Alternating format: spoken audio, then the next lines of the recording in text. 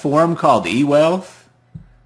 No, not familiar I'm with trying to that remember one. where I've seen your name so much. I know that you probably sent emails. We probably emailed back and forth, I'm sure, but Yeah, I've been affiliate of yours for probably about 2 years. oh, there you go. Yeah. Um, I listen into most all the webinars you send me to. Cool. You must be crazy. I am a little nutty. Banging my head against the wall on this affiliate marketing stuff. I hear you. So you've been doing it. You've been an affiliate for me for 2 years. How long have you been at this? A little over 3 years. Okay, so you haven't been making 2009. You kind of got started. Yes, early 2009 I started, really diving into it after researching a bit of it and spent a little bit of money on some ebooks and stuff, and about 6-8 months later I went full-time. Not affiliate marketing. I started making my real money doing local SEO for small businesses. Gotcha. And that's paying the bills right now, and it's fun. It helps small businesses, and it is rewarding, but I'm not all that keen about the customer satisfaction end. I mean, I work hard at it. I mean, I even put together monthly reports in a video format for all my clients, and they love me, but I'd much prefer building a business on the affiliate end or developing my own products. That's Sure. kind of a long-term thing I'd like to do. So you want to kind of stop trading your time for money, and Exactly. right. Interesting. Yeah, it's funny because when I go to most of these conferences, and I don't go to a lot, but the ones I've been to about 4 or 5, and typically when I go to ones, the people that are doing full time, I would say, I'm guessing now, but the ones I talk to that are full time, I would say a good 60 to 70% of them are doing exactly what you're doing. They're doing some type of SEO or teaching businesses how to do marketing. And a lot of them have the same complaints that you have. Pretty soon you kind of want to get out of a job so you don't have a boss, but then you have like 15, 20 bosses, and you basically got yourself into another job there. Yeah, eventually I need to really get into outsourcing most of that, so it's not so much of a time soaker-upper situation. Right. So I guess you're probably very adept at SEO. I think I am, but once you think you got a handle on it, Google or somebody throws a curveball at you, and then you got to regroup. Yeah. But it's a constant learning process, which is kind of the cool part. Right. Learning new ways of doing it and keeping up with the Joneses all the time. But yeah, well, I'm pretty good, I guess. Cool. Now I've looked at not all of your sites, but the sites you sent me in that PM. Is there any of them that, because I'm recording this, is there any of them that you don't want on this webinar? No, it's an open book. Most of those I took like a year off just because I got so frustrated, and every once in a while I'd get a wild hair up my butt and take a look at it and maybe try and throw some more keywords or backlink to another something, and then I'd get a little burnout and move on to something else. Okay, well, I've got good news, I've got bad news for you. All right, let's go. And please take everything that I'm telling you. I'm not coming down on you or anything like that. So, Travis. Go ahead. I was in the military for over 12 years. I can take a little licking every once in a while. Okay, great. So the good news is, and I don't know if you're writing all your articles or what have you, but your writing style is pretty much okay. You have a pretty decent writing style. The sites that I look at, like your Easy Dog Training at Home and your XBack site, you're putting out good writing, and some of it has some good content as well. But all your sites, Matt, have almost the same problem. And this is something that I'll be talking about in the live training on Thursday. You really don't have like a hook. You don't have a teaser thing. Yeah, that.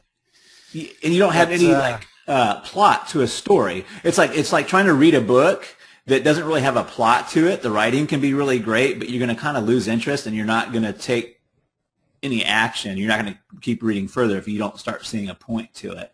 And I'm going to kind of like pull these out and show you some of the examples on your sites there. But the good news is, I think, and that's the bad news. The bad news is you don't have a direction or point on almost all of these sites. The good news is, if I can show you kind of how to start using hooks, Okay. not only will it help you with your website stuff, but it's actually in every communication that you have, in your emails, in your articles, in your squeeze pages. If you're going to do video, you always have to have a hook. Now, a hook is a little bit hard thing for me to explain, so I just have to use examples the best I can. Matt, the hook comes from a literary term, and a hook typically like hooks the reader in to the story, and that's a literary hook. Like, just to give you a quick example, it was the best of times, it was the worst of times. That's the literary hook for Tale of Two Cities there. So that's a literary hook. Now, what I'm talking about, what we need to do as marketers is we need to use, well, I call them hookers, but if a literary hook is to get a reader to read further, a hooker is a hook that gets them to take action. And what's really cool is you don't have to be a super awesome copywriter to use those. And let me give you an example. I'm going to use this in the training Thursday night. But here's a really raw example of one. There was a grandmother. It wasn't my grandmother, but there's a grandmother. I read this in Reader's Digest or something, and it's always stuck with me. But every year she would send her grandkids Christmas cards with $5 inside of them. And her her conversion rate of getting her kids to thank her or even acknowledge the card was pretty much non-existent. Now, I don't know about you, but I would have got my butt tanned when I was a kid if I didn't send the thank you back. But her conversion rate, I'm just calling it a conversion rate, wasn't very good. So, and she tried everything. She tried putting, asking them in the letter and so on and so forth. So one year, she decided just to go ahead and send them the regular Christmas card. And at the end of it, she's all, I'm sending you the $5, and I would sure love to know what you spend it on. But you know what she did, Matt? She didn't put the $5 in there. And almost all of them said, hey, Grandma, it was nice to hear from you. You kind of forgot to put the $5 in there. So, right. I understand that, I kind of try and juggle quality content to help my visitor, but at the same time, that's where I lack, is trying to direct them where I want them to go, or keep them on the edge of their seat so that they'll read more or want to follow on to my links. Exactly. And it's that moral to the story, or that educational aha, and then they're kind of left there with this big desire that they need to have something to quench. They need to be able to take action to quench that. And so as marketers, a lot of marketers, and I was talking about this on I think it was the last webinar, but a lot of newbie internet marketers or marketers that are just coming up through the ranks, they're getting really good at grabbing attention and building interest. What they're not so great at is building that desire, and your pages are very characteristic of that. So what we need to do is figure out how we can come into this. Before you write a word, you kind of want to have like a strategy on how you're going to build this desire. I'm going to try to walk you through that. But let me use a couple examples real quickly just to kind of firm this in. I want to make sure that the concept is really concrete for you. And the magic of making I actually use several hooks. And actually, if you can use more than one hook, I call it like the Spock pinch. Did you ever watch Star Trek when you were a kid or now? Yeah. And Spock would come up from behind you and kind of do that pinch on your... the Vulcan death grip or whatever. Yeah, and you just kind of like go limp, right? Well, if you use one hook, it can be really effective. But if you start using 2 and 3, it's almost like a Spock pinch, and your visitor just kind of like goes limp and does what you want. But we're just going to try to work with one. But let's take the magic of making up.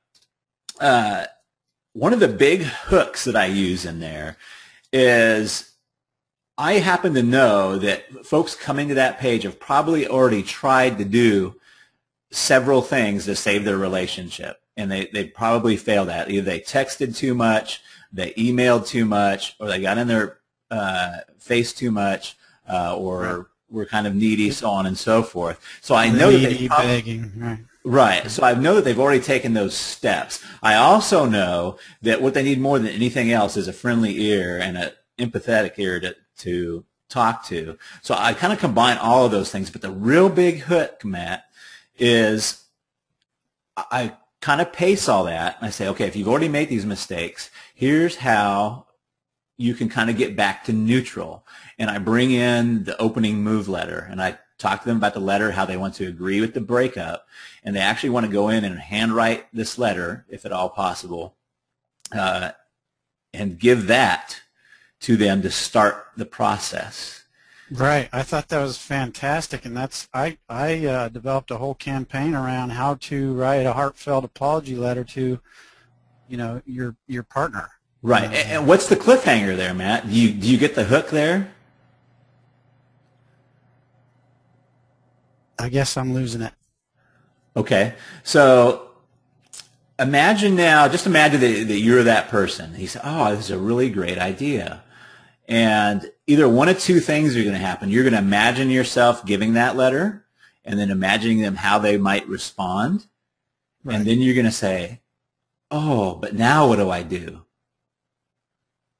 Or gotcha. you're actually going to give them the letter and they're going to get a response. And you say, oh, crap, now what do I do? Right. So that is the hook. I've given them, Jimmy Brown calls it useful but incomplete.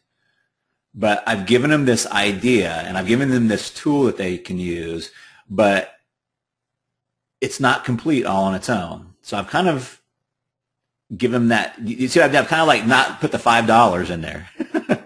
Right. There's you lots give of them different ways. Opening move, but you let them know that that's not going to make them fall back in love with you, or that's not going to make the best relationship in the world or the healthiest relationship in the world. There's more to this, and right. I've got more to share with you. Right, and that's why I also call it the opening move letter, because that's the opening, right? So, and I can't tell you how well that's worked, Matt. I have so many people that said, oh my gosh, I sent the letter and she did this, or, and they buy the course just because of that. But I think a lot of times what happens is it just occurs to them in their mind. It's like, oh, this is a really great idea, but what am I going to do after that? So I better get the rest of the course, right? And then I also tease within the product, I actually have the letter written for them, which I don't put on the sales page. But that is one of the major hooks that I use for the magic of making up. Let me give you another example, because there's different kind of hooks. I sold a lot of a product called Hoodia back in the day. Have you ever heard of Hoodia? No. Hoodia is this brown like herb that got really, really popular after 60 Minutes did a segment on it, because what it was supposed to do is help you lose weight. Now, the way it actually worked is it didn't help you lose weight at all. It actually helps you kill your appetite. It's a natural way to kill your appetite. But when I started selling it, I realized that almost every company out there selling it was just trying to show it as it's this amazing fat burning thing. And sometimes they would add stuff to it that were fat burners. But, instead of showing pictures of skinny girls with a tape measure around them and a bottle next to it, why don't I get real? Why don't I get right into their living room with these ladies and say, you know what? This actually doesn't help you lose weight at all. What it does, it helps you kill your snack attacks. So if you're, if you're like me and watching Lost on a Thursday night, and your fingers are orange from Fritos or from Cheetos, this will help you. And let me tell you where it came from. It came from the African Aborigines used to take this herb and this root, on them on long hunting trips because they wouldn't have enough to eat. So they didn't, they'd take this and they would chew on it, and they wouldn't be hungry while they're on their hunting trips.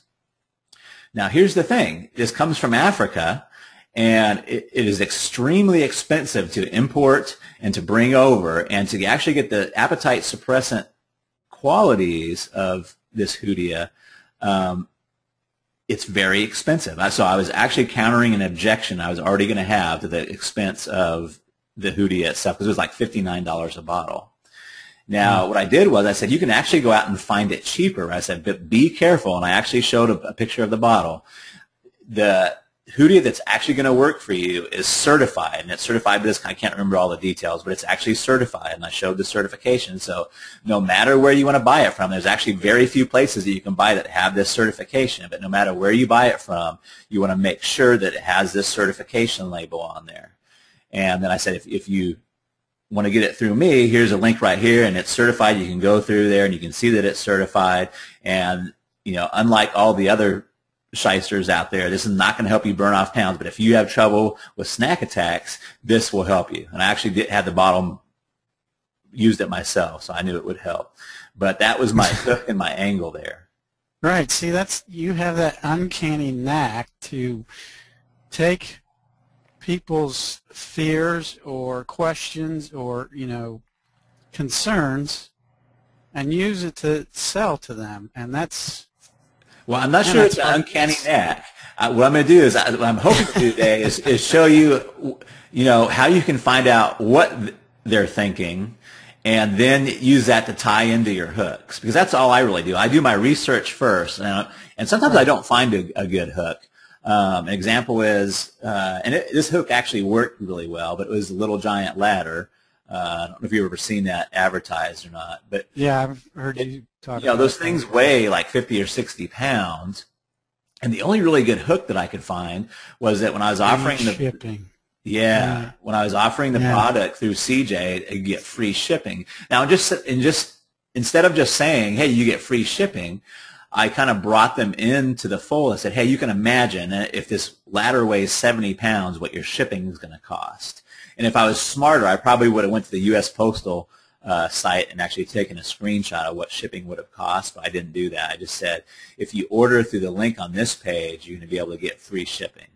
But I used that. That's the only really hook that I could come up with. And I knew it was something they were concerned about because they can't go to, at the time, they couldn't go to like their Lowe's or whatever and just get that, that ladder. They had to order it online, so they can be concerned with that. So do you understand the hook? The hook is like the strategy going in.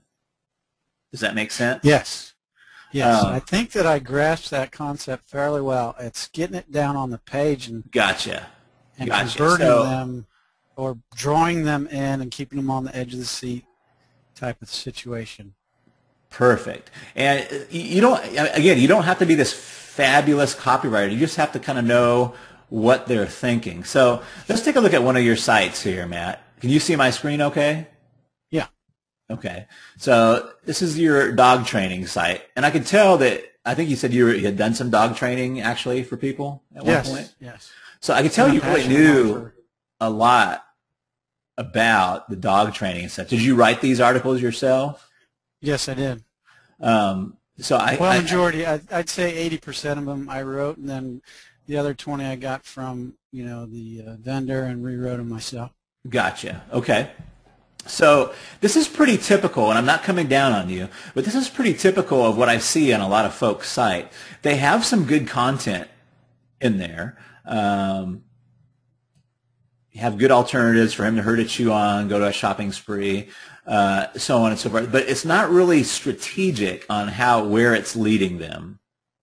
Right. So let's just take this one idea right here. Let's say we're going to do a whole site on Stop Your Dog's Chewing, or we could do one page. It doesn't matter.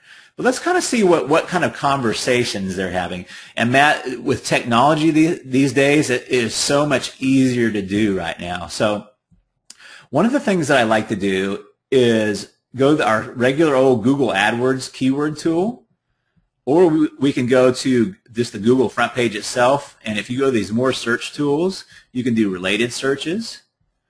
So here's the problems people are having. Dogs chewing the furniture, dogs chewing the carpet, dogs chewing their own feet. They're looking for toys. Maybe that's because of an alternative. Now, what I'm doing is I'm not looking at these keywords for like search volume. I'm looking at them as the way people are typing them in and kind of get into their head. So they want to mind share, the hair on fire situation where how do I stop my dog from doing this? Exactly. So dog chewing wood. So they're looking at, okay, what they're saying is there an alternative? Can I give them something else to chew on that'll stop chewing on my furniture? How about a spray? Maybe they've got that nasty taste spray that they can spray it on things, but maybe there's a problem with that. Maybe they can't spray everything in the house, or maybe it makes it smell bad. I don't know, but they look at spray as maybe one of the alternatives. This is a question that begs, why is my dog doing it? Dog separation anxiety. Is maybe their dog chewing because of dog separation anxiety. This may be dog whisperer. Maybe somebody out there that's the dog whisperer. Let's see what that does. Yeah, that's a trainer. Yeah. So Cesar Millan, maybe the dog whisperer, right? He is the man. Yeah. Let's try to do this. Somebody's actively searching stop dog chewing. Let's see if we get any. This can often be useful here because Google will place these on what's the most highly searched. So we got stop dog chewing spray. So look at that. That's one of the big things they have on their mind share. And I don't think you have that anywhere on this page. And that's something that they're wondering about. That's something that they're thinking. So we might kind of put this in our little file here, stop dog chewing spray.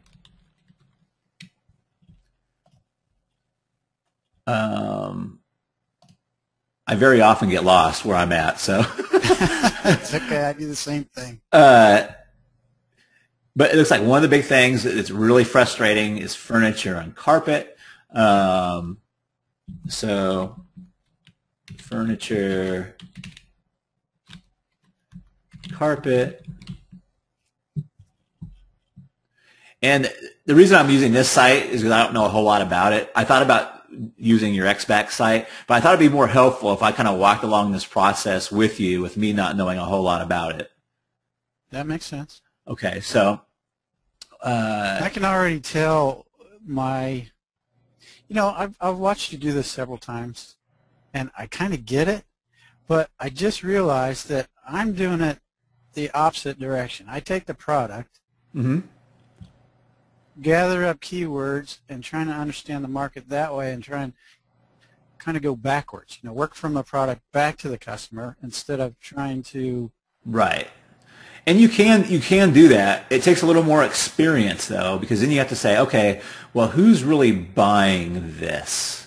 And you have to kind of figure out who's the hair on fire crowd with the product. But it does make it simpler when you look at the market first. You can actually do it either way, and I've had people chastise me for going about this way. But you can do it either way. But what I found for me, and I find more options when I actually do it starting with the market first. Because there's no reason, Matt, why you couldn't sell both types of products. You can find a really great selling spray in here and say, hey, if you're wary of spraying this spray, and we're going to look at what some of their fears, what their thoughts are on this spray here in a minute, but this may be another alternative for you, actually working with your dog's mindset. I'm not saying that, right? But your dog may have this dog separation anxiety, and you might give a paragraph on that. You're not going to be able to cure that with a spray, right? So then you go into why this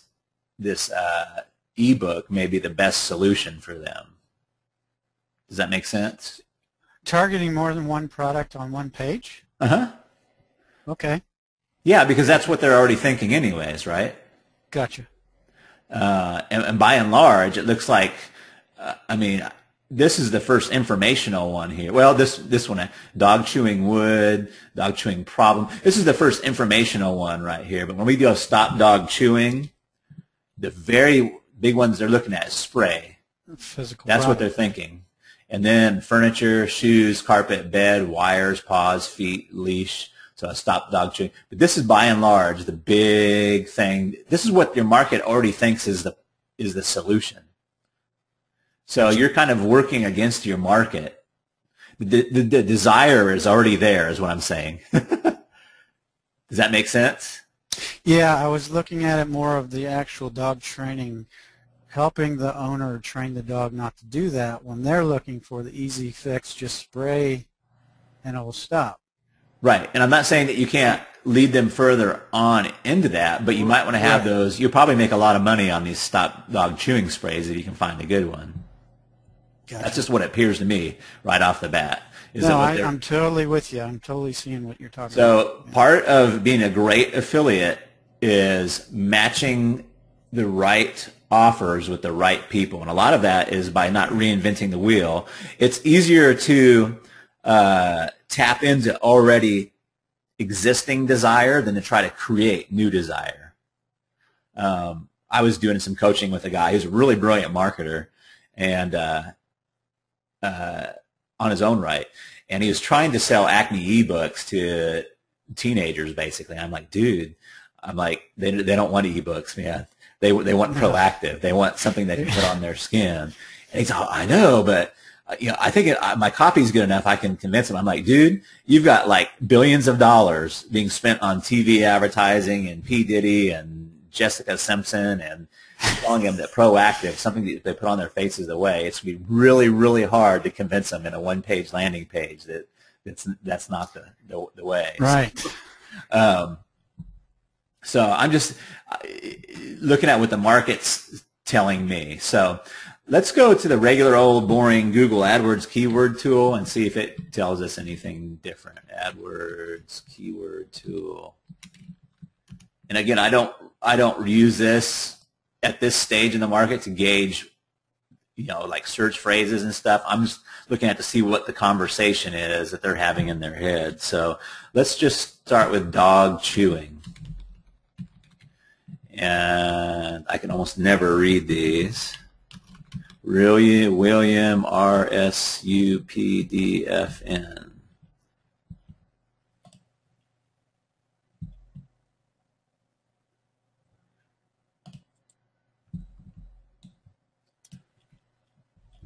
Okay, cool. So, yeah, I always love phrases with verbs. You know what a verb tells me at the beginning of a phrase? That means it's a market actively searching for a solution. So it's a really good sign that this is one of the first, there's another actively searching solutions there. Stop dog chewing. So what I'm looking at here is 33,100 for stop dog chewing.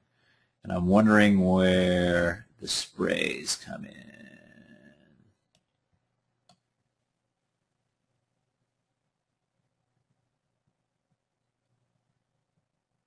I'm not seeing the sprays, actually. But that's okay. What we can do here is let's go with stop dog chewing.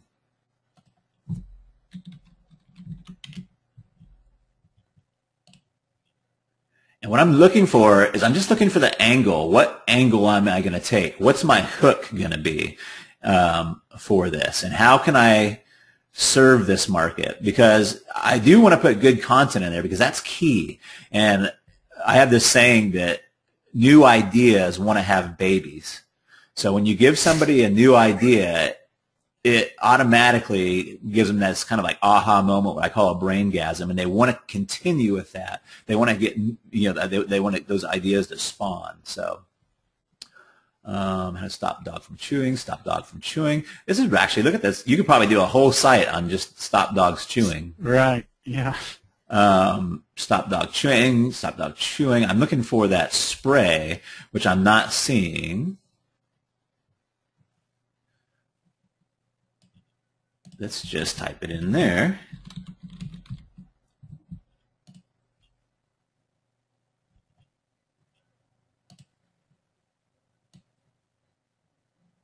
So dog chew spray, wow. So not nearly as many searches. And what I'm trying to do is gauge how big of of a mind share that this actually is, and it may not be as big as we thought. So chewing spray, 2,900. So it's only about 1/10 of that. Chewing spray could be anything, though, couldn't it? Really? You're right. Yeah, chewing spray could be anything. It's too broad. Anti-chew spray for dogs, 140. Stop chewing spray. But what I'm looking at is the comparison from 33,000 all the way to less than 1,000. So it may not be quite as big of that conversation as just when I look at it in Google the way it was there. But don't you take into account, wouldn't you say that Stop Dog Chewing Spray would be much further down the buying cycle? Oh yeah, totally. They've already decided. They've already decided. That's a good call. They've already decided I have this problem, and I've looked at the various different solutions, and I am now down to I want to use some type of spray. So yeah, it's just before they figure out what type of spray to use. I'm just trying to look at it as, should we put the ebook first, or should we put the spray first? I got you. Okay. Or do we want to? We can even split them off, right? So we, at the very beginning of our copy, we could say, and I usually like to lead in with some kind of dramatic thing, but so okay, your sofa has been destroyed for the 3rd time in a year, or something like that. Yeah. Are you looking at spraying your items down with a dog chew spray? If that's the way you direction it, here's some sprays that may help you. And then you can say, or do you think he has other problems? You've already tried that, so on and so forth. And talk about your ebook. Gotcha. Yeah, so we could split those off if we wanted to. Bitter apple for dogs. That's one of the sprays, I believe. So that's a really good phrase, man. I think that's one of the products for them. We'll have to look into that further. But you might be able to have a whole page on that and rank for it, and just make a few sales a week just on that. So let's take a look at that. So that kind of gives the idea. Most of what they're saying is, I've got this problem. How do I stop it? It is very general, and they don't have an idea right now at this point.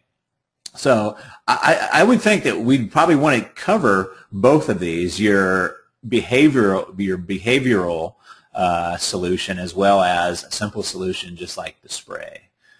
But here's something that's really cool, and I don't know how often you use it. I use Amazon a lot. Yeah, I do.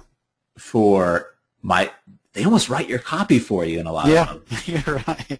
So I go into Amazon, and right now I'm in all departments, and I've just typed in Stop Dog Chewing, and the first thing that comes up is all these different sprays, which I think is interesting.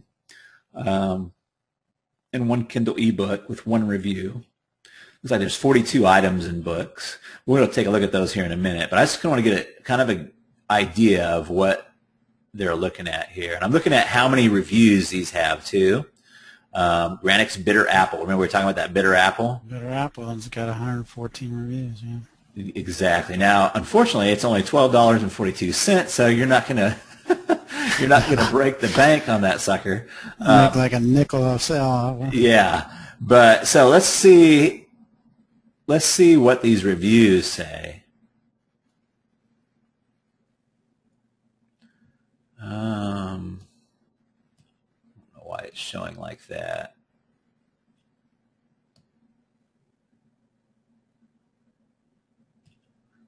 Not how my reviews normally look. Just when you zig, they make you zag. Oh, I see. They got several sellers up here.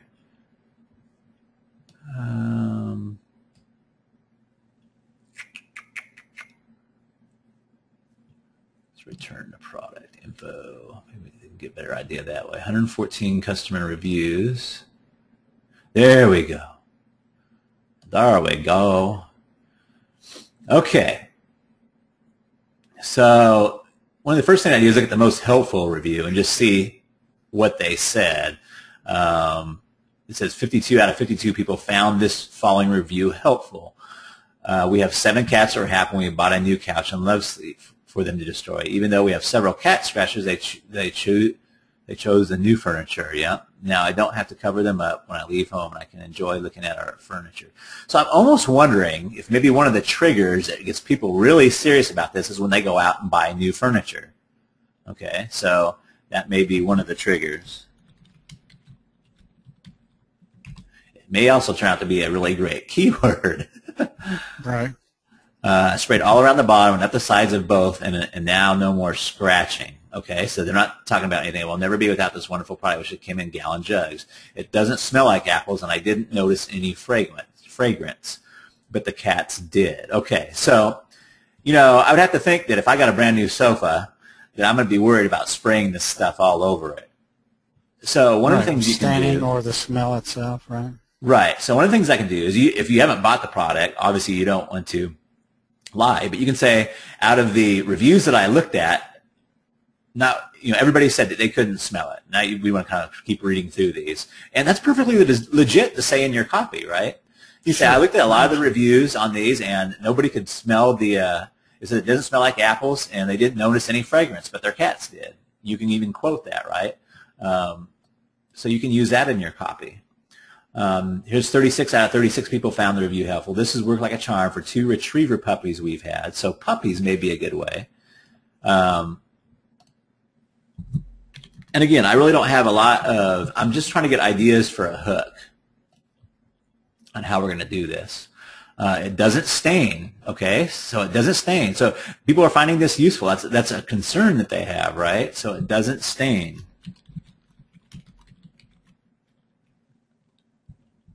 Is this helpful, Matt? Do you understand what I'm doing? Yeah. Okay. Yeah. A lot of it, I've already know. Yeah. Already know. It's getting the hooks that you're saying in my copy, but this is really helpful. I've seen it before. I've seen you do it before. It's helped me quite a bit. I know that it'll help a lot of people in on the forum and in the website. So, yeah. Cool. Okay. So great stuff. Yeah. So we have talking about leashes and shoes that rub against other things all day. This wears off quickly. This product is great. I recommend to anyone who's having a problem with their pet biting and chewing.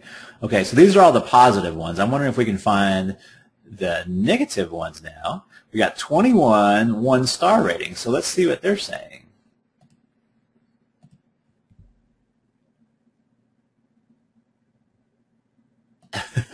Okay, so bought this so my dog would stop licking her paws excessively. It didn't work. She just seemed to enjoy the taste of bitter apple. Okay, my dog was eating TV remotes left and right. So there, it doesn't work on TV remotes. Okay, spray doesn't work.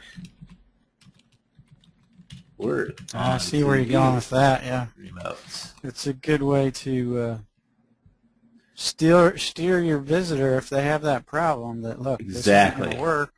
Maybe you should try some actual obedience training or dog training instead of. Exactly. So.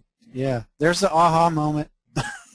We tried putting them away, but as home theaters 12 dozen remotes to operate these days, our puppy would destroy one. Okay, so that's the remote one.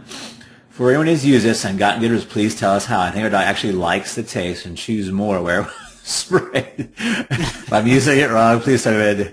Okay, I do hope this really did not work for me and my pup. I have an Italian Greyhound that likes to find the seam in the carpet and pull it so she unravels the cover. I got this hoping I could spray areas and she would leave it alone. I have a light-colored carpet and I didn't want to have it put chili pepper all over it. Well, she didn't like the smell in the bottle, so I thought it was promising, but when I sprayed it, she didn't care and kept pulling it at the carpet. When you read the bottle, it sounds more like it. I don't know what that was trying to say. So it obviously doesn't work on some dogs.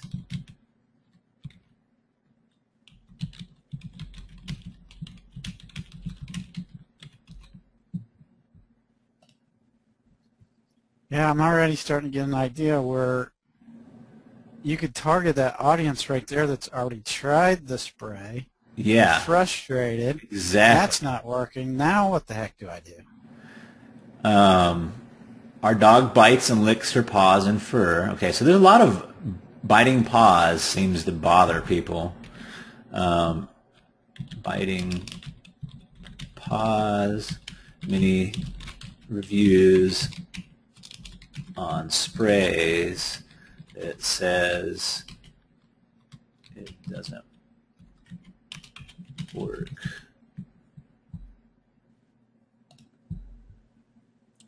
Okay. Let's just go one more page and see what happens here.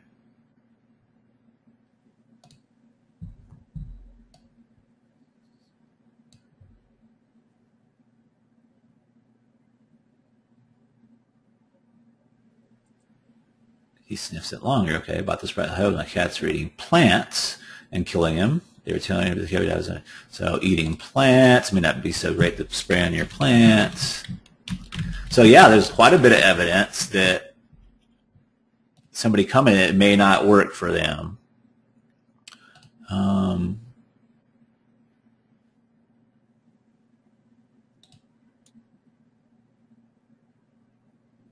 Okay, cool. So we got some nuggets there. I'm trying to formalize or figure out, it probably works really good if there's like one piece of furniture or one specific thing that they just have a habit of chewing on, and you could spray it on that. But I think what happens is that their behavior, if there's something wrong with their behavior, that they'll, like their paws, I think biting on their paws is more of a behavioral thing. So let's see if we can find any evidence of that, because I just have that theory. I wonder if we can look at, let's go back to, let's just look at the Kindles, because those are just books, or the books and Kindles, it doesn't matter. Books, stop dog biting. See, this is the unglamorous part of internet marketing.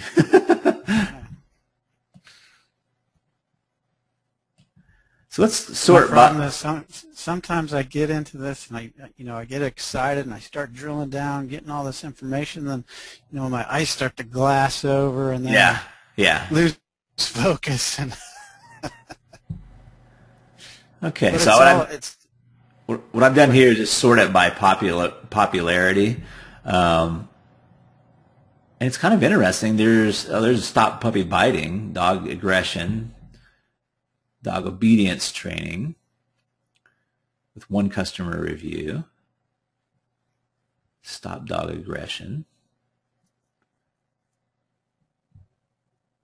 So there's not a lot of popular products based on just stop your dog from biting. This one's got one review. Aggression, I'm kind of wondering why that's from biting. Yeah. Biting other people, probably. Oh, I'm biting. I'm to do chewing. That's what's wrong.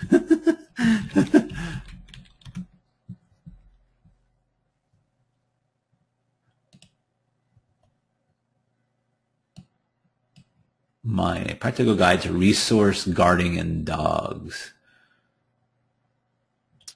That's protecting their food or bone or chew toy or whatever. Let's try it by popularity.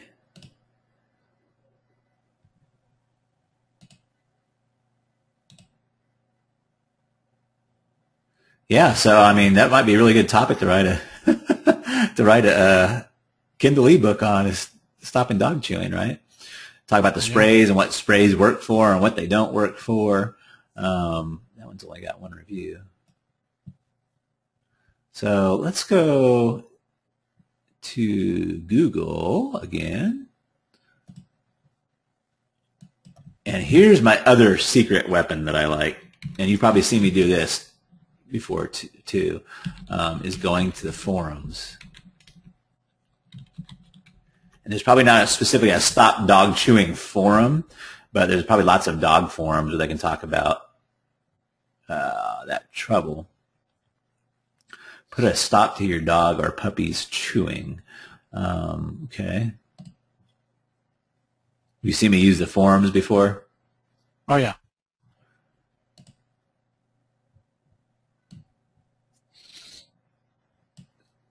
Separation anxiety is a form of chewing, often occurs when you work a long way hours away from home. So that's something. So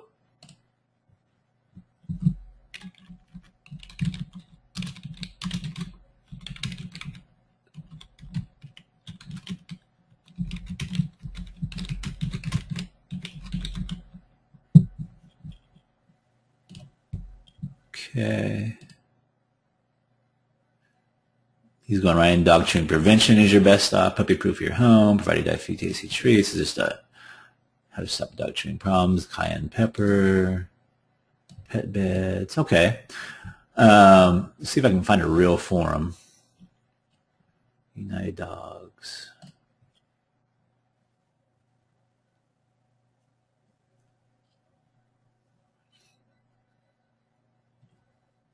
Some of these forums are easier to navigate than other ones. My dog is not without his tongue. I'm chewing his paws. So that's a really big one. So I would say a key thing that I'm saying is, what is your dog chewing?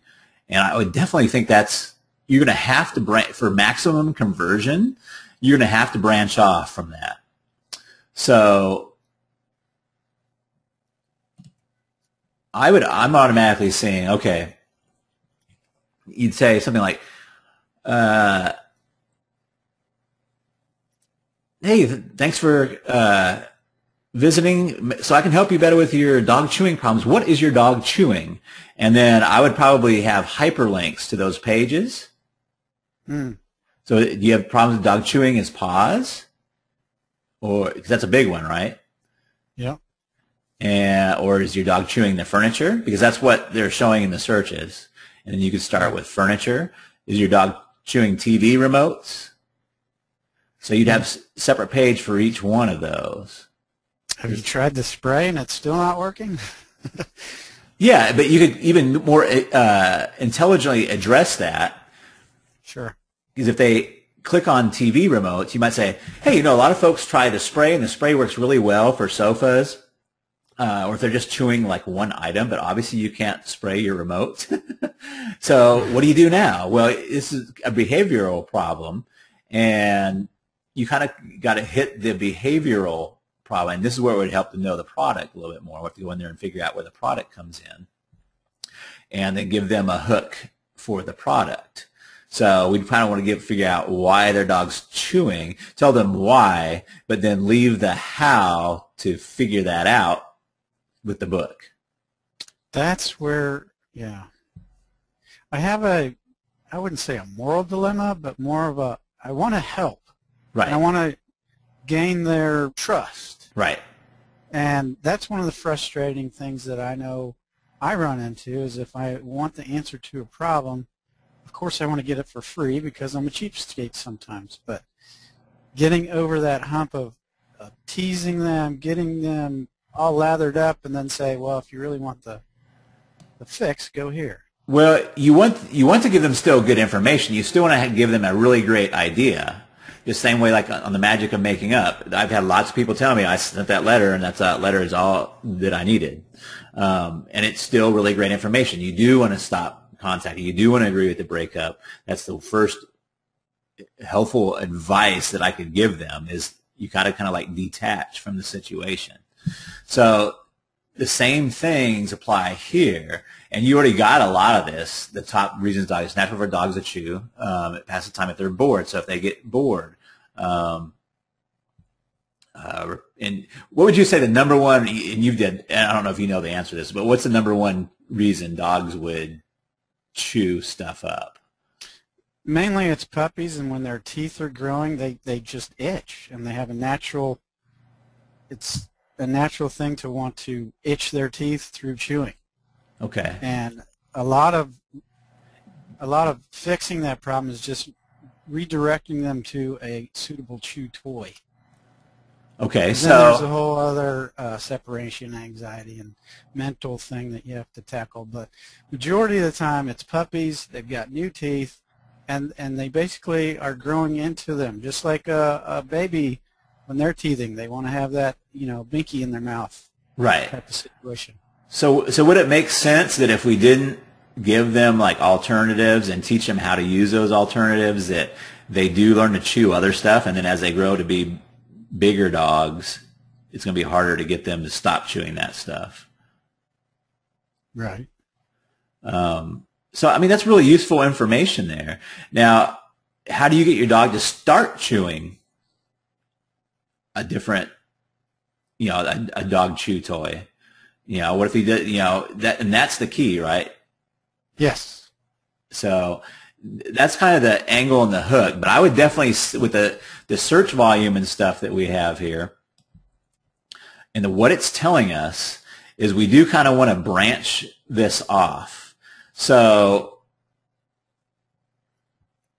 did you just get a new sofa might be a way to go, but I definitely see what the search volume is telling us is we got to start with what the dog is chewing. Is he chewing his paws? Because that's going to be a completely different situation. Sure. And because obviously the spray is not working on his paws, or at least that particular spray isn't working on the paws, right? And if you wanted to continue selling that spray, you could say, you know what? I looked at all these different reviews on the different spray. This spray that I'm recommending now is not a very popular one, and I'm just making this up, but it's the one that had the most reviews that says it works when you spray it on their paws. Gotcha. So, but yeah, we're looking for that angle and that hook to make it natural. So when we do want to give them the good content, we just want to be strategic on how we do it. So like I was just got done, and we're going to talk about this on the training Thursday too. I just got done reading a book on food combining. And this doesn't sound like a very interesting topic, but it's pretty fascinating for folks that have a low energy and their skin, they have acne and their skin's not doing as well as they want it to, or they're gaining weight. But no, yeah, I have kind of read a little bit about getting the most nutrients out of your food by kind of combining them. Yeah. And the key concept is there's certain foods you don't want to mix. Like you don't want to mix proteins with starches, like steak and potatoes, because the steak takes an acidic environment to digest, where the potatoes take a more alkaline environment. So when you put them both in your stomach at the same time, it takes forever for your stomach. Yes, exactly. Yeah. And what happens is and it takes 24 hours up to 40 hours to digest. What happens is that food putrefies. And once it putrefies, it adds weight. It also clogs up your colon, and it affects your liver. And when your liver can't cleanse, it pushes everything out through the skin. So now there's actually several different food combinations you want to be aware of. I can't mention them all to you in this article, but I got them out of this book here. You see what I'm doing there? Yeah. So that's really useful information. I've given them an idea that can have babies, but I can't give them every single combination of food there. So that's kind of like the hook there, or the cliffhanger. Can you do me a favor? Sure. And go to howtomakegardens.com? Yeah, I actually was going to use that as one of your good. I didn't want to make. I know after you did Laura's, it was all about greenhouses and stuff, and I didn't want to double up on that, so I wanted you to direct it any way you wanted to. But you actually did something really good that I liked on that site. ToMakeGardens.com, and let me show you that page first. Okay. And then you can show me what you want to show me there. So yeah, I thought this one was really cool. I loved what you did here. It's not beautiful by any means, but no. I love, see, this is a hook, right? What you've done is say, okay, these are the Wally pockets, which for anybody that's listening to this recording is by a company called Woolly Pockets, where they can put plants on their walls. So what you've done is you say, hey man, these are really easy to do. Look, here's all you do. You walk them through, right? You walk them through. Yeah, I can do that. Oh, hell yeah, I can do that. Oh, look, here's how you water them, right? I can do that. The Wally Pocket is lined with a moisture barrier and felt back to help hold moisture in. No worries of leaks or damage to the wall. Nice. So you've done all this great stuff, and that's a perfect hook. Right. Because you've showed them one of the things to be concerned about is how easy is it to install. Now, I'd really call out, because another concern that they have, and I just did a little bit of research on this, is the no worries of leak or damage to the wall. Mm. That's something I would call out as well. And then I think you already did this. No, those are the PNG. You want to make every single one of these pictures A link to yeah, clickable to your site there. Yeah, the Woolly Pocket. Drive anchor into wall. Perfect, perfect, perfect. Yeah, I would really think, I'm just guessing here. Now, sometimes when something doesn't work, you have to figure out a different hook. But I bet you could probably drive quite a bit of traffic just off the Woolly keywords, the WOLLY, because there's actually Woolly reviews out there. It gets about, I think, let me look at my notes here. I put it on my notes. Yeah, it gets about 3,000 searches a month, which is not a lot, but it's a what I call a PNK, a product name keyword. So your conversion is going to be really high on that. Okay, so I'm kind of on the right track there. Could you look at the top one, how to make vegetable gardens anywhere? That's another product. Cool. And I was kind of that's newer. Okay. And I was trying to use more of that. If you look at the top, stop growing vegetable gardens for your family using Pupple unless you had Farmer Brown's acres of land and nice. So you're keying in on the experience. Yeah, you're keying in on the space problem. Cool. Space and experience, right? Right. Or at the very least, a suburban home with a backyard. What if I told you could grow a vegetable garden that will help feed your family anywhere you have a space? A space as small as 8 by 8 feet and a couple hours of daylight sunlight. Okay. For you city and apartment dwellers, don't you think you could find that small room? Okay.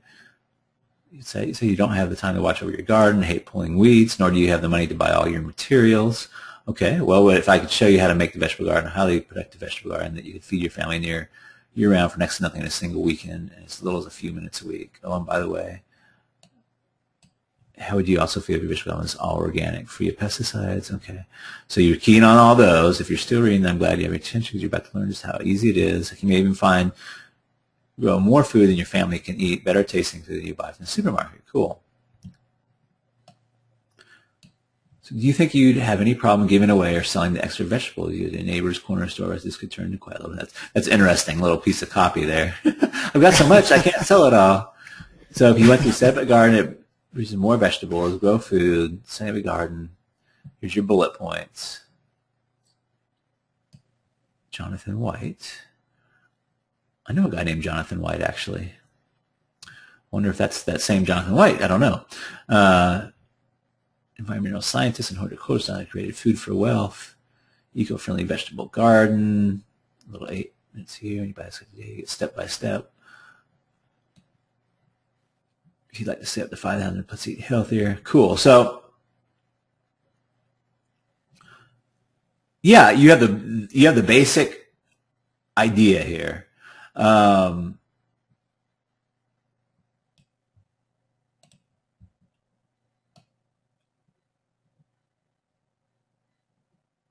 don't know a whole lot about the vegetable gardening. Let me just take a look at this site right quick.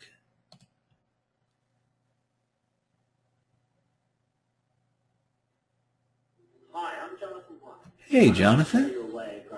Let's see if I can. Oh, I can't pause your. I think you have to scroll down. Oh, there he is. Is based on my education as a scientist and over 20 years' experience as a professional environmental scientist and horticulturist. You will save up to $5,000 a year off your grocery bill. The Food for Wealth package will show you everything you need to know to get started right away. It includes an ebook and full video tutorials. I will show you how to set up a plot and how to look after it, so it only requires 8 hours of light, easy effort per year. Nice. 8 hours per year. Okay, so that's something we could use. So we got our needs to repel pests, organic. So these are some of the fears, right? If you build the garden the wrong way, you're going to get like overrun with pests and insects are going to eat your stuff, and so those are kind of enemies. So I'm kind of like looking at the enemies of urban gardener.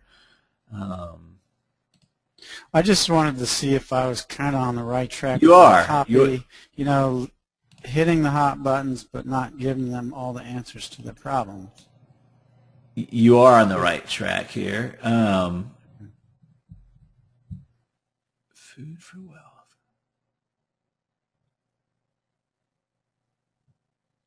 Without all the problems, okay. Yeah, you're definitely on the right track. I think probably, yeah, you got that one already linked. Yeah, I think I went back through this page and linked all the photos after listening to you and Laura's. I knew that. I just, you know, sometimes I overlook the little things. I would probably make this, you're a very smart guy, and I would probably make this, especially your first line, you don't want to lose them. I would make this a little more 6th grade language. Okay. So, are you looking to build a garden but don't have much space? That's something simple as that. Or looking to build a garden but have a tiny backyard? I would just keep it something real simple because you don't want to lose them here. I'm not saying this is bad, but I'm just saying it's better to go simple. Thought growing a vegetable garden for you or your family was impossible unless you were Farmer Brown with acres of land and decades of growing experience. So I would go with something more simple there. You probably worked really hard on that, didn't you? No, it just came to me. Oh, good. I think I did this whole page in maybe an hour. Nice. Yeah, so what I would probably do is edit and see if we can make it more succinct. But yeah, I think you have the right idea there. I wish there was one really good hook in there that we could use.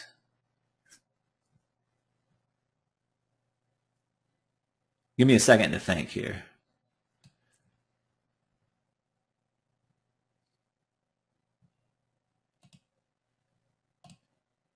Well, there's your hook. I mean, your hook is if you're going to you're going to have to specialize at some point, either that or split them off.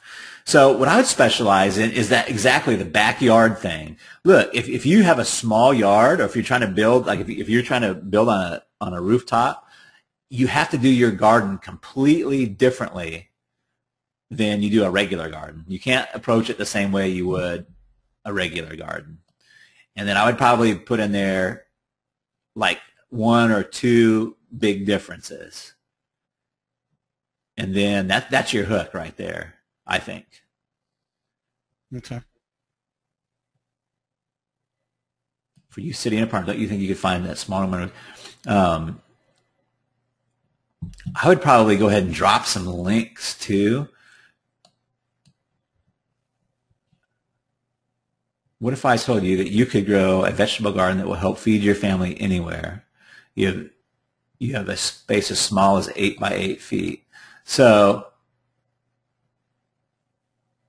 you might use an if-then, and that's very powerful copy. I know we're getting into copy.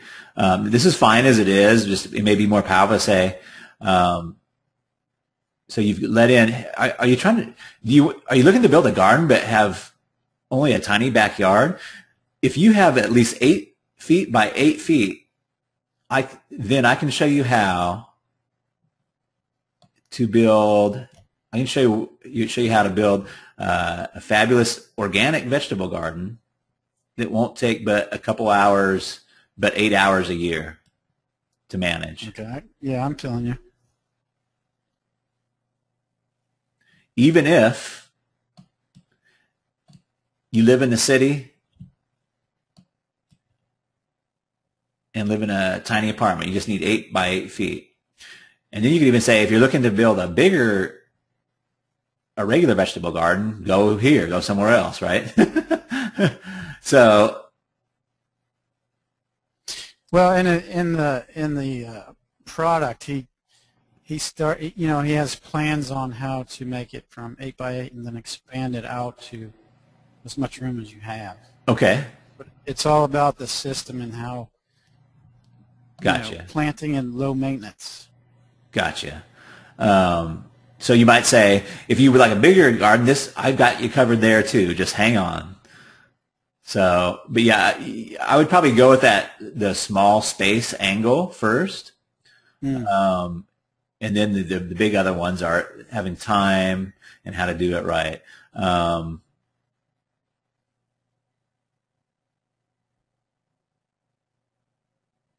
think you're getting into the feeling aspects too soon, because I think what you're trying to do is build some desire there, but Yes. I think it's probably too soon. You got the attention, you want to build up the interest a little bit.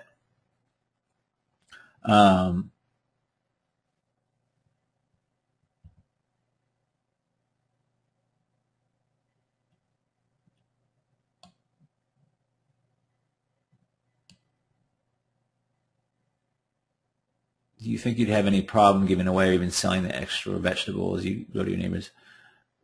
Now, let me show you this is another copywriting thing that may really, really help you because you're more advanced. So I'm going to give you some more copywriting things.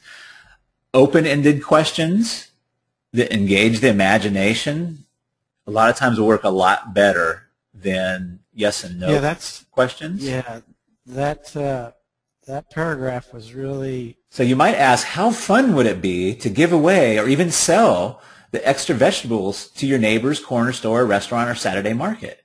Right. I was trying to get that idea in that person's head, how they could be the neighborhood hero or the coolest neighbor with the nicest vegetables idea. And that builds desire. So yeah, the key takeaway there, and this took me a long time to learn, is use open-ended questions that gets them to imagine. So how fun would it be to give away or even sell all your extra vegetables you grow to your neighbor's corner store, restaurant, or Saturday market? And then you might say, yeah, wow, this might even turn into quite a little healthy business in more ways than one. I like that. Thanks. That's awesome. I'm on the right track there. I don't know why I was fighting that for so long. I was just so worried about giving good quality content and answering the questions and building up trust that well, you still I stayed away from. I stayed away from the selling or the. Yeah, you keep saying something that concerns me, and you do want to give good quality content. That is key. So you really do want to have like one or two nuggets in there. Sometimes you're offering value you don't see. Like, we already assume that people know that you can build small gardens. A lot of people don't know that. It's like, oh, there's a way to build small gardens? So that's valuable there. But you might point out some ways or some helpful tips right in your content. Okay. Because you do want to do that. So I don't want you to think that you don't want to have that content in there. But your biggest issue is you need to be strategic in how you do it. Well, this guy, Jonathan White, here's what I would do. Here, you got this video. Does this actually play the video? It should. Oh. Yeah. Here's what you do, my friend. What's that? You put a picture of the video here, okay? And then link it to his site. Their sales. Okay. Yeah. Yeah. As long as that video shows up, and it does, he has it auto playing, so right. You're not being tricky. Right. That's a great idea. Now here you're kind of going above and beyond. You can have good success sometimes doing this, but you're actually moving over the sales merchant affiliate line here. Okay, yeah. and I've had good success doing it this way sometimes, but typically your job as the affiliate is to match the right product to the right people. That's why I keep talking about splitting off or making different pages, is to match the right people with the right product, and then to use your hook to get them in a warmed up frame of mind onto the merchant. So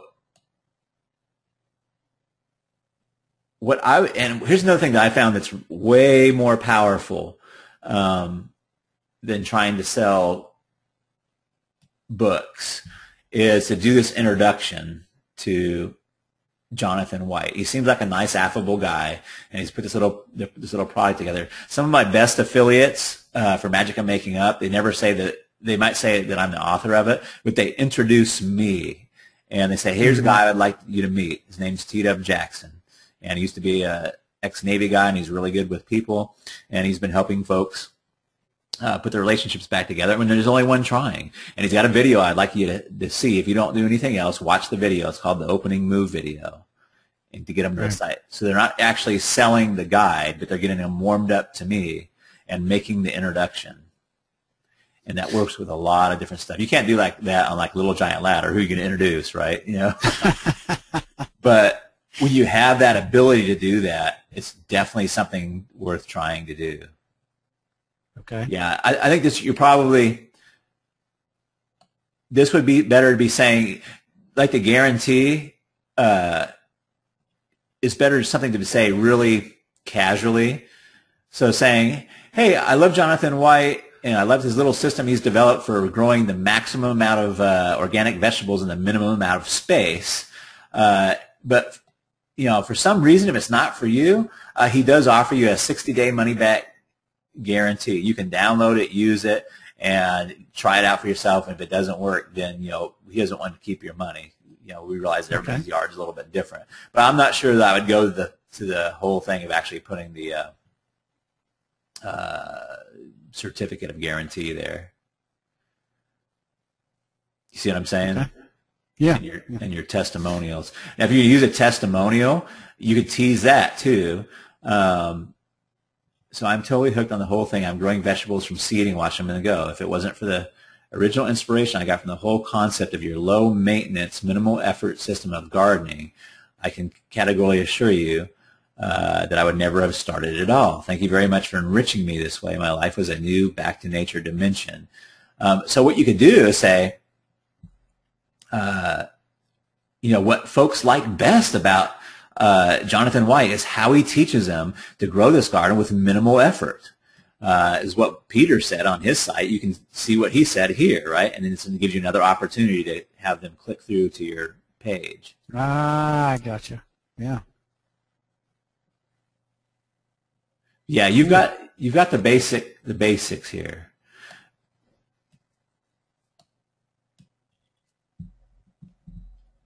So do you feel like I've helped at all? Sure, you've really gotten my mind steered in the proper direction. If you don't mind, if you have time, I got a couple other questions. Sure, yeah. Let me grab a sip of water here.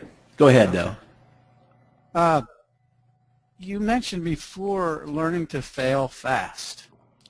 Yes. Now, when do you draw that line? I mean, where? Well, here's the interesting thing, Matt. I think that probably if you would have kept on building your sites the way you are building your dog training site and everything, you're going to have a really, really hard time. You're going to think they all fail. So part of learning to fail fast is knowing when to get help. And I think by looking at this, that if you, it's like training wheels, right? You're not going to just come out of the gate and be like, kablam, you know, and start. Well, if you listen to some of the IM marketing gurus. Well, I'm talking about just from what I'm telling you today. This is the key thing that you have to learn, though, is how to use your hook and how to lead them in. It is key. And what I was saying, what I'm trying to get across is that your sites before this, didn't have any of those. So you probably likely would have kept putting site up after site after site, and they were doomed to fail. Right. So I guess part of what I'm saying is that you did good by, I'm not trying to be self-serving, but you did good by joining the Freedom FastLane and asking for help. Because sometimes, when it's just not working, I used to be a computer technician, and forgive me for my long stories, but, and I come up learning how to troubleshoot in the military, and they had a very systematic. Right. That was going to be one of my next questions. Is there kind of a checklist that you go, okay, obviously you've kind of gotten your copywriting down, whether you believe it or not. You're a hell of a copywriter. You get people in, you get them sucked in, and you sell. And if you find a good product, obviously it's selling. You're getting traffic there, but it's not converting. Right. Maybe they're signing up for your list, but they're not buying. Is there something that, kind of a mental checklist you go down that? Yes. Yes. Okay. Let me go back to my original point, and I'll try to keep it short. But when I was learning the 6-step troubleshooting method, that's how I troubleshoot all my electronics. And as I went out into the civilian world and started working, I realized that none of them ever heard of 6-step troubleshooting method. But whenever you get down through that method and things just don't make sense, it's almost always because you're not understanding something or you got bad information. Right. So here's the kind of steps, and you're going to hate me for this, but here's the steps that I usually go through. Step 1, is my crowd hungry enough? That makes sense. Now, inside the forum, and I can give you the link to it again, but I've got my niche factors that never fail. You may have that guide already. But if they have the first 3 or 4 niche factors and they're actively searching, typically that crowd is hungry enough. And that may not make a whole lot of sense unless you've seen that niche factors report. I'll have to read it again. I know I've read it at least twice. I'll have to read it again. So that's one of the things. If they're not buying, one of the problems could be is because they're not hungry enough. Even if you're getting a ton of traffic, let me give you a little scenario. Sure. I get a ton of traffic. My bounce rate's rather low. Okay. In some of my sites, up to 2/3 of my traffic can be repeat visitors. So obviously, I'm giving them good content. They want to spend time on the page. Maybe I'm just too much of an information and not enough. It all goes back to my copywriting, leading them into buying instead of just. Well, even the best copywriting in the world, if you're making the wrong match, is not going to matter. So that's step 2, is are we giving them exactly what they want? So that could be a problem there, because I probably shouldn't go here. Why is that? If you're into tall blonde, Bugs and Me blondes as a woman type, no matter how much talking a girl does, if she's short, 500 pounds, and got pimples, that might not be your girl, right? It's not a good match. And I call that the phenomenon of selling pork sandwiches to Jewish vegetarians. You ain't going to do it. You're not, no matter how good your copy is, you're not going to sell a pork sandwich to a Jewish vegetarian. So that's definitely one of the steps. So if you have a hungry crowd, and step 2 is, are you offering them exactly what they want? And a lot of times, this is the problem.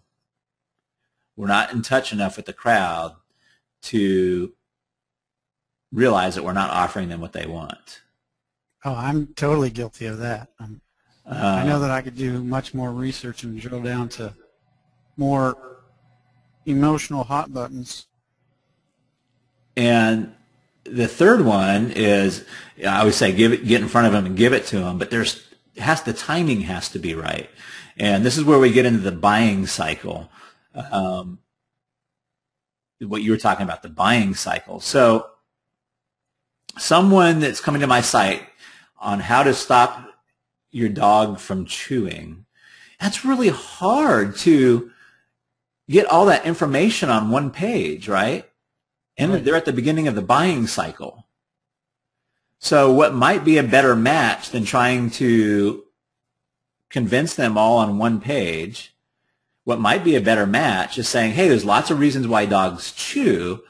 Some of it is because that's their natural ability. Some of it has to do with separation anxiety and different reasons. And trying to pinpoint why your dog is chewing is more than I can get across on one page. So what I'd like to do is have you take this quiz or sign up to my list, and so I can talk with you more about this. Great. You see what I'm saying? Or even do a little traffic direction. Right, exactly. And I think you could do that. I think you could do that with this particular market. Okay. But for somebody that is, here's a typical example that you'll probably be able to understand really easily because we're involved in the market. But when somebody types in how to make money online, they don't have a clue what they want. Okay? All they're doing is they're looking for different ideas. What are the different ways that people are making money online? Now, what you'll see happening is internet marketers taking them to a page and saying, hey, make money with Facebook, or it's all about Google AdWords. Well, they're two steps in front of them. They're not meeting them at the place that they're at. What would work really well is say, hey, so you're looking to make money online. You do tread carefully out there because there are some legit ways to make money online. But there's also a lot of shysters and scams out there. What I'd like to do is show you the top 5 legitimate ways folks are making money online. And if you want to put your name and address or an email in here, I'd be happy to walk you through each of those steps and what's involved with them so you can pick out one that's right for you. You see the difference there? Yes, sir. So it's sometimes when you get a lot of searches and you're not having a lot of luck converting that, either they may be informational searches. In other words, your crowd's not hungry enough. So like if you have a site on, I just remember helping somebody one time. They had a site on how to get rid of ants, and they couldn't understand why they weren't selling anything. Well, I mean, ants is like a temporary problem. Most of the time. It's just not something, it's a problem when they're there, but it's not something that people are going to jump out and run out and go buy an ebook on. Right. It's very, very informational. It's an informational type search. There's not a lot of emotional temperature involved in it. They're not thinking about it multiple times a day, so on and so forth. So let's summarize what we've just been talking about, so I'm sure it's really concrete for you. You got to make sure your crowd's hungry enough. Read my niche factors report. I think it's in that thread that I know I have we were talking about. So you want to look at your keyword and your market and say, hey, is my crowd hungry enough here, or do I need to take him and put him on a list or do something like that? And then you take a look at step 2. Am I giving them exactly what they want? And the only way to do that is to go through the boring steps we were going through today and actually look in the forums and look at Amazon and look what they're actually buying. And then step 3 is get out there and give it to them, and is the timing right?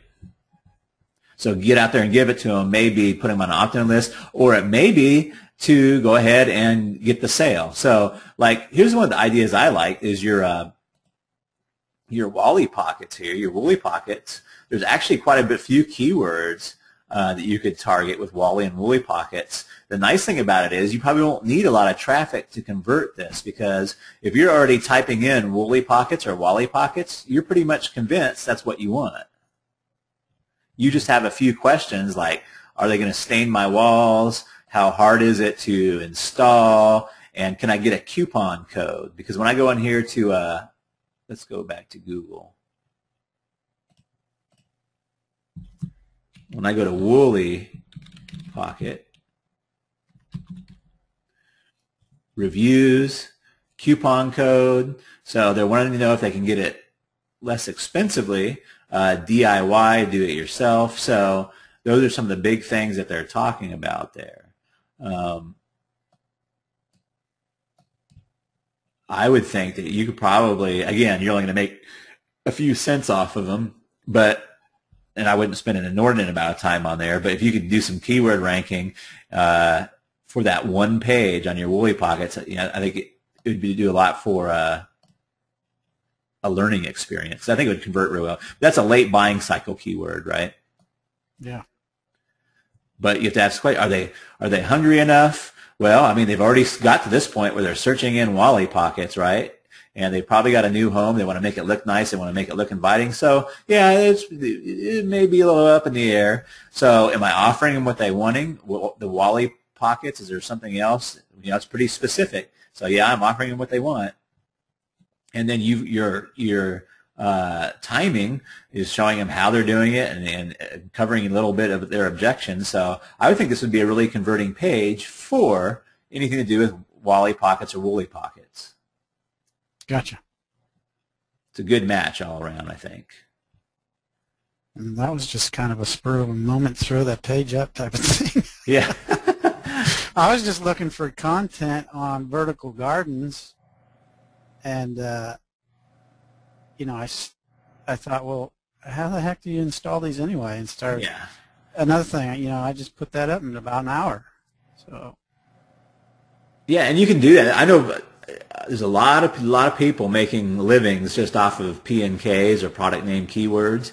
You've got to be a little bit careful because some product name keywords you don't want to have in your URL, especially the base URL. So, like, this would be okay. If you wanted to build out this site, you could probably find lots of products that get a few thousand searches a month that you could put up on your site on different URLs and have like a P&K site, product name keyword site. But I know that's folks what I was kind of, yeah, okay, yeah. It may be hard in this market because I don't think there's any, if you're going to stick with Amazon products,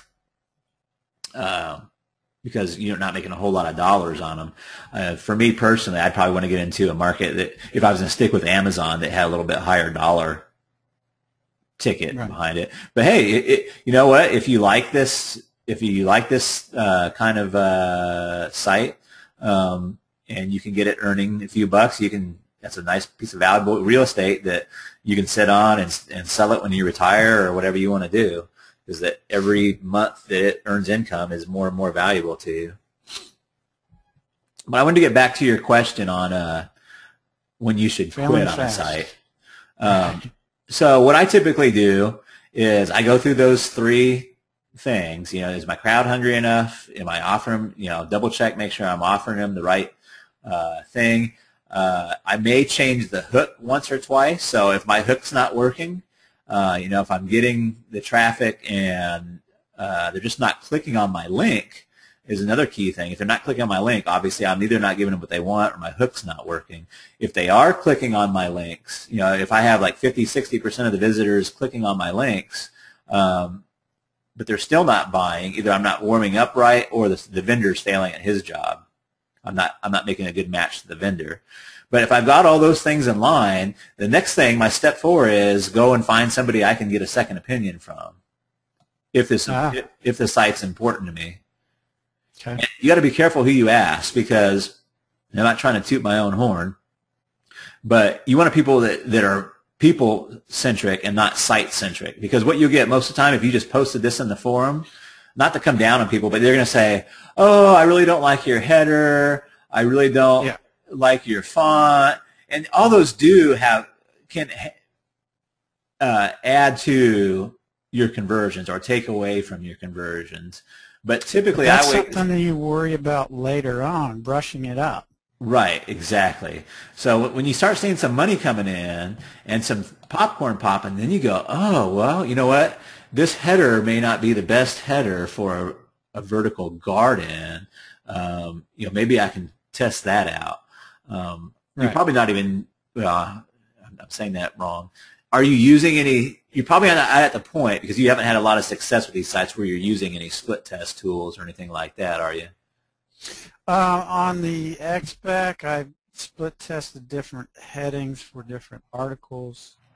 I've split tested opt-in boxes quite a bit. Okay. But no, this whole website right here was just a win. I mean, after I listened to Ben's little half-hour webinar, I just started, I punched in a couple of keywords into micro niche finder and started seeing all the possibilities. So I just seriously, most of this site I put up in a day and was just. There is a huge amount to be said for the market that you're in. Huge. Yeah. I mean, I would say it's 60% of your success, just what niche you pick. Sure. It's just like it's regular old. That's why I'm trying so hard in the forum to teach marketing, because it's like that in any marketing. You go back to the days of when they used to send you mail and try to sell you stuff. 60% of their success was on the list that they picked. 60% of this, and list for us is the niche. 60% of our success is the niche that we pick, and then 30% of it is the offer, that you're making, and then 10% of it is the copywriting. So it's about the picking the right list, picking the right offer for the list, and then the copywriting is really only 10%. That's why I downplay my copywriting so much. Yeah. Because I've seen guys, brand new guys, they get into the right niche and they understand people, and they come out of the gate making, $100, $200 a day because they're in the right niche and they understand the people and what the people want in that niche. Like it's you really, always say, in a bigger market where there's buyers, you don't have to be that much of a seller. You just got to get in front of them. Exactly. And there's almost ways to get in front of any niche. If you want to take the golf market, I'll just throw some stuff. I don't want to get you all riled up on other stuff, but I was looking at the indoor putting greens. Very low competition for indoor putting greens. A lot of golfers, when the weather's not great, they want to keep practicing their game, so they build these big elaborate indoor putting greens, and they can be quite expensive. Some of them go for like $1,200, $1,500 a pop, and then you get into the indoor golf simulation, which is a lot more crowded. But indoor putting greens isn't one way into the golfing market. That's last time I looked, it's pretty wide open. Yeah, I actually researched the backyard putting green. Oh yeah, backyard, yeah. Indoor, backyard, exactly, yeah. So what do you like to do? What kind of site would you work on that, whether it made you money or not, what would you work on? Huh, that's a good question. I really like the dog training because I just know about it. I love dogs and I've trained them just about all my life. But I just got burnt out with it. I'm a man of many facets. I mean, I play a couple of different instruments. I love motorcycles. I play golf. I had a below 9 handicap for a little while. Wow. I get into techie stuff. I mean, I have varied interests, and I can dive into just about anything that catches my eye. So. Yeah. I'm just asking because I'm all for building like these little tiny niche sites. I love them. You find a little pocket of like super hungry people and you build a 5-10 page website. One of them is your money site page or whatever. So I'm all for those, but they're not always geared for everybody. And I realize that people are different. Some people do better working on one specific topic and staying with that topic than other people. Some people get bored with them. Some people get bored with the topic. So I'm not trying to lead you in any one stray direction or any one direction. But I really think with the talent that you have for writing, if you put a strategy in what you're trying to do, and put that hook in there, and it's going to take a little practice, that you'll start seeing your traffic turn into sales. You don't sound like you quite believe that. I'm just trying to, absorb it. I mean, this is the key thing that I see. Like, you're not an unusual characteristic. Oh, no. This is the key No, thing that I no. see. And you actually do better than most folks. Most of the folks, they hire like an Asian article writer, and they put those, articles up on the site, and the articles don't say anything. You know what I mean?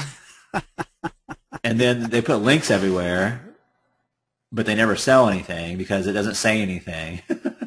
So you have to have that hook. You have to have a moral to the story. You have to lead people down that grease slide. Right. That's what I've been trying to work on and refine. Right. And so you're focusing on the right thing there. So what I want you to do is check back with me after you've done some. I don't know which site you want to start on, which site you want to work on. We did a lot of stuff for that Dog chewing. Dog chewing. So what you might want to do is build out those pages a little bit, and like I said, you won't make a lot of money off of it, but it'd be more of a learning experience, right? You can start selling some of that dog spray or some of that ebook, or even putting those folks on a list. Your list over here in the corner is not going to be enough to ever do anything for you. I can tell you right now, like most of these, when you do a side list over here, the max you're ever going to get is like, if you're doing really, really good, you're going to get like a 5% opt-in rate. You prefer put them at the bottom of your post, or you can put them at the bottom of your post, or you can work it into your concentrate more on squeeze pages. You can work it into your copy, right? So let's go back to your dog training, for example. Oh yeah, I started doing more of that on my XBAC site. Is actually telling the reader what to do. Yeah, so what you can actually do is set up a squeeze page, right? So that would be your squeeze page. Let's just say this was your squeeze page, and you can just offer the same course that guy is offering over there or whatever.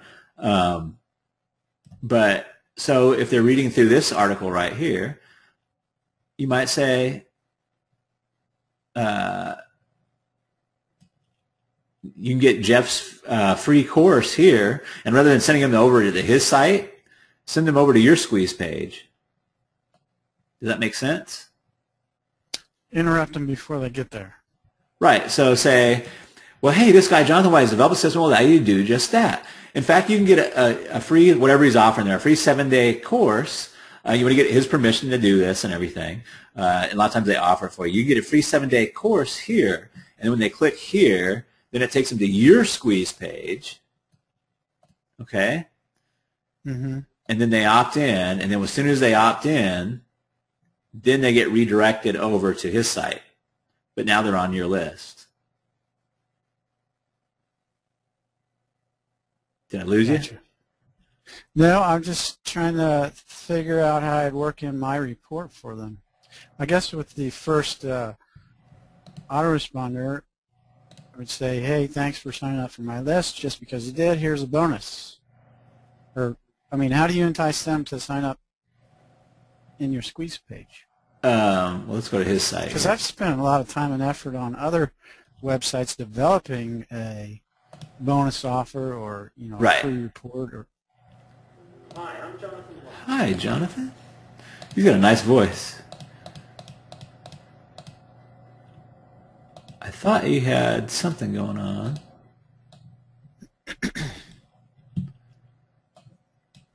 Affiliates.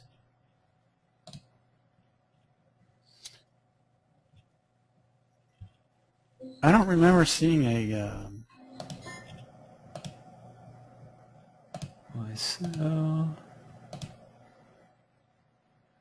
got keywords, articles you can. So here's some articles you can republish, but videos, banners, graphic boxes. I thought he had popped something on there. Maybe not. An opt-in list? You saw an opt-in Yeah. list? Is that what you're talking about? I thought he Oh, popped an opt-in in there. Oh, it's just I don't remember seeing one. okay. I may be mistaken. You might just email him and see if he's got one. Hi, I'm Jonathan White. I'm Now, what you can do is he doesn't have a whole lot of videos. He's had those other videos, though, on his. Let's see what he's got in these videos. I've talked to him. He said he's coming out with a whole bunch of videos, a new site that's going to be mostly all videos. Hi, I'm So. Jonathan White. I'm going to show you a way of growing healthy, fresh, organic food in your own backyard. See, that's not very instructional. Promo. Yeah, I was looking to see if he had one other than a promo video. Because if he had an instructional video, then you could have sent him that. But I guess we're getting way off track. I guess my point is what you can do is you can link from your page itself into a squeeze page. And you may not get a lot higher opt-in rate than this. It'd probably be, like 10%. But it'll give you an idea of how many people are reading down to your part of the copy. And if they've gotten down that far, they're going to be a lot better subscriber, too. I see. Do what? I see. I understand what you're talking about now, yeah. Now, there's a couple. I don't want you to go out spending money until you're making some money, but there are some plugins that will help you. There's one called Max Blog Press, and what they do is there's several places where you can put your opt-in. One's at the end of a post, and it'll show up automatically at the end of every post if you want it to. Some of it does that footer ad at the bottom, which can be pretty effective, that little footer ad. But what Max Blog Press does is what makes it unique is it actually fills in the user's name and email automatically. But don't do that until you've got some cash coming in from other ways. But there's other ways to go about doing it other than just this box over here. You could also use a pop-up. I know people hate pop-ups, but you could also pop when they're leaving and say, hey, I don't mean to interrupt, excuse the interruption, but I'd like to give you this guide or whatever. And so that's another route you could go. Right. I kind of hate those things. Yeah, most people do. I know that they work. I like the pop-overs. I've used that on the XBack site where they get there in a few seconds after they're reading. The opt-in list comes up and say, hey, thanks for coming here. Just for visiting, I'd like to give you a little bonus or whatever. Yeah. But yeah, well, take some time to think about it and just figure out. I would like to see you get some practice in on what we talked about. A good one maybe to do is in your dog market, since you know quite a bit about it. But yeah, you want to give them some good information, but make it useful. That's the key thing. Make it useful, but make it incomplete and leave them with some kind of hook, Yeah, that's what I've really struggled with is not give them the whole tomato, let them take a bite and then keeping them hungry and moving them on to the product. Right, exactly. And just to give you a couple ideas, I mean, it's perfectly, and I don't want you to feel uncomfortable with it because it's a perfectly wonderful thing to do, depending on how you're doing it. Like for my Instacash keyword service, I held several webinars where I basically walk people through how to find their own niches. And then I just at the end say, hey, I understand that time is one of our most valuable resources. So if you don't have time to go look for them, I'm really good at it. And, if you'd like to have me look these up for you, I'll give you 7 more niches for $4.95, and you can make your decision if you like the niches or not. But, I basically spend the whole webinar explaining, what goes into a hungry crowd and how to find those. So that's kind of useful but incomplete, right? I've sold a whole lot of software. I've sold a whole lot of software just by firing up Camtasia and saying, hey, here's how you use the software. Because one of the things people is it going to be hard to use? I've been recommending for years now to my people that are in the stock investing stuff. I'm like, if you just do a video and show them how to sign up and get an IRA at TD Ameritrade or Stock Trade or something like that, because it's not easy. And if you just do a video, you probably sell a whole crap load of accounts for TD Ameritrade or Scott Trade or something like that. Because it's hard, man. I set up a simple IRA a couple years ago, at TD Ameritrade, man, I thought it was going to be easy, and it wasn't. It was like you had to know which ones to click on, and it was a nightmare. You just had a Camtasia. I could make a lot of money just doing one video and showing them how to set up, TD Ameritrade, IRA, simple IRA, and probably make a lot of money just showing them how to do it and saying, hey, here's my link. This is my affiliate link here, and I'll buy a few beers when you buy something through it. But so there's all kinds of hooks you can use. Another great hook you could do is just at the very end you could find different pictures of vertical gardens. If he's got that available. Yeah, I've been working on that, finding other pictures of vertical. Because they're really, really into pictures. So that would be big too. Cool. I had a few notes. I've really taken up a lot of your time. I appreciate that. Oh, no, I really, really enjoy this. And I know you've been at this for a while, and I guess it is the webinars I see. I always see that M. Clausen on there. Yeah. So I always give special priority to folks that I know have been at this and continue to pound away at it. And it's not all in vain because you've learned a lot. So I think if you can get this hook thing right, it's going to open everything up, because once you start making your SEO traffic profitable, you can start using other types of traffic as well, and it's not hard to get up, a couple $100, $300 a day. It's really not that hard. Boy, I know you're like, damn. It's not that hard. No, I think it's really been getting that hook, understanding the hook in each niche, and better understanding my visitors so that I know which way to direct them, and dealing with that conflict inside, wanting to give them so much content that they, and I got that from you and Laura Ledbetter. You guys just overgive, and you gain so much trust that it makes it easy to be able to buy something. And and then so many people out there got the chip on their shoulder, right? Of they guarantee the world, and that makes it harder on other internet marketers. They promise the world, and then when you get there, they don't deliver crap. Right. Well, I think, education is a huge hook. I sold, I don't know if you're familiar with Kyle and Carson from WA, but they used to back when they had AdWords back in 2007 or so, they had a guide called Beating AdWords.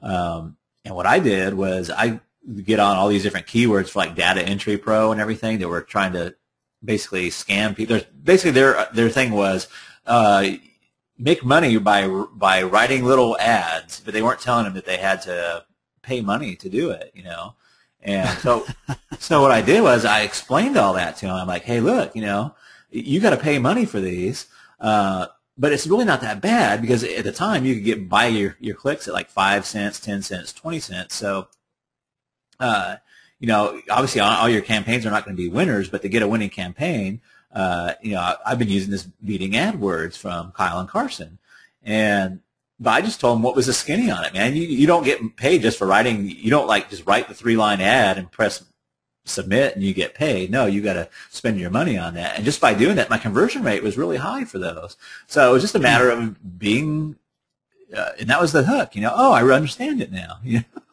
Right. So yeah. One other thing, in your email marketing, sorry, when you're first going into a niche, say you put up a 5 or 10 page site, and obviously you want an opt-in because the money's in the list. Right. I know that I've read your the report about